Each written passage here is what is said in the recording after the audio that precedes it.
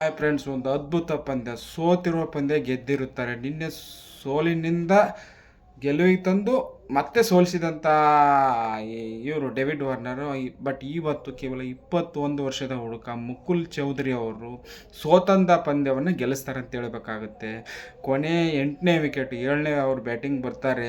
ಆಡಿದಂಥ 23 ಬಾಲಲ್ಲಿ ಅಜೇಯವಾಗಿ 54 run ಹೊಡಿತಾರೆ. 7 six, 2 four.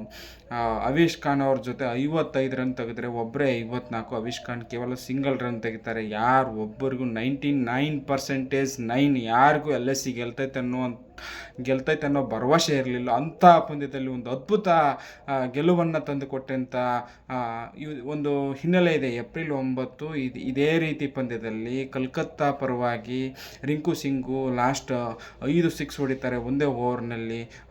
ಅದು ಒಂದು ಇವತ್ತು ಫಿನಿಶಿಂಗ್ಗೆ ಕನೆಕ್ಟ್ ಆಗುತ್ತೆ ಅನ್ನೋವಂಥ ವಿಚಾರವನ್ನು ಹೇಳ್ತಾ, ಇನ್ನೊಂದು ಇಂಟರ್ನ್ಯಾಷನಲ್ ಪ್ಲೇಯರ್ ಆದಂಥ ಪೂರನ್ನು ಹಾಗೂ ರಿಷಬ್ ಪಂತ್ ಅವರು ಔಟ್ ಆದ ರೀತಿ ನನಗಂತೂ ಬಹಳ ಬೇಜಾರಾಯಿತು. ಸ್ಲೋ ಬಂಪ್ಸ್ ಬಾಲ್ ಅವರು ಔಟ್ ಆಗ್ತಾರೆ. ಇಷ್ಟೆಲ್ಲ ಅನುಭವ ಇದು, ಇಷ್ಟೆಲ್ಲ ಎಕ್ಸ್ಪೀರಿಯೆನ್ಸ್ ಇದು ಈ ಪಿಚ್ಚಲ್ಲಿ ಅರ್ಥ ಆಗ್ತಾ ಇದೆ.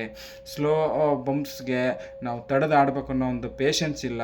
ಒಂದೊಂದು ವಿಕೆಟ್ ಕೂಡ ಒಂದೊಂದು ಪಂದ್ಯದ ತಿರುಳನ್ನು ಚೇಂಜ್ ಮಾಡ್ತೈತೆ ಅನ್ನೋ ಒಂದು ವಿಚಾರವನ್ನು ಇನ್ನು ಮುಂದೆ ಆದರೂ ಗಮನದಲ್ಲಿಟ್ಕೊಂಡು ಒಂದು ಸ್ವಲ್ಪ ಪೇಷನ್ಸಿಂದ ಆಡಬೇಕು ಅನ್ನೋ ಒಂದು ವಿಚಾರವನ್ನು ಬ್ಯಾಟ್ಸ್ಮನ್ಗಳು ಯಾರೇ ಆಗಲಿ ಅದನ್ನು ಸ್ವಲ್ಪ ಅಳವಡಿಸ್ಕೋಬೇಕು ಅನ್ನೋವಂಥ ವಿಚಾರ ಹಂಚಿಕೊಳ್ಳುತ್ತಾ, ಇವತ್ತಿನ ಸಂಪೂರ್ಣ ಕ್ರೆಡಿಟು ಮುಕುಲ್ ಚೌಧರಿಗೆ ಹೋಗ್ಬೇಕಂತ ಹೇಳ್ತಾ, ಅವರ ಒಂದು ಬ್ಯಾಟಿಂಗ್ ನಮ್ಮ ಕನ್ನಡ ಕಾಮೆಂಟ್ರಿ ಅವರ ಕೂಗಾಟ ನೋಡ್ರೆ ನನಗೆ ಒಂಥರ ಶಾಕ್ ಆಗಿತ್ತು. ಈ ಥರ ಪಂದ್ಯನೋ ಅಂತೇಳಿ. ನಾನಂತೂ ಕಲ್ಕತ್ತಾ ಬ್ಯಾಟಿಂಗ್ ನೋಡಲ್ಲ, ನನಗೆ ಇಷ್ಟ ಇಲ್ಲ.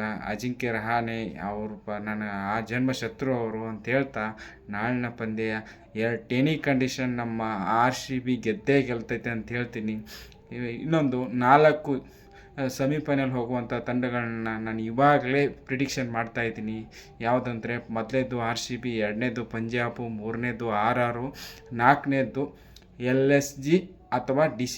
ಈ ತಂಡಗಳಲ್ಲಿ 4ನೇದರಲ್ಲಿ 2ರಲ್ಲಿ ಒಂದು ಬರುತ್ತಂತ ಹೇಳ್ತಾ, ನಾಳೆ ನಮ್ಮ RCB ಗೆದ್ದೇ ಗೆಲ್ಲುತ್ತಂತ ಹೇಳ್ತಾ ನನ್ನ ವಿಡಿಯೋ ಮುಗಿಸ್ತಾ ಇದ್ದೀನಿ. ಜೈ ಹಿಂದ್, ಜೈ ಕರ್ನಾಟಕ ಮಾತೆ, ಜೈ ಜವಾನ್.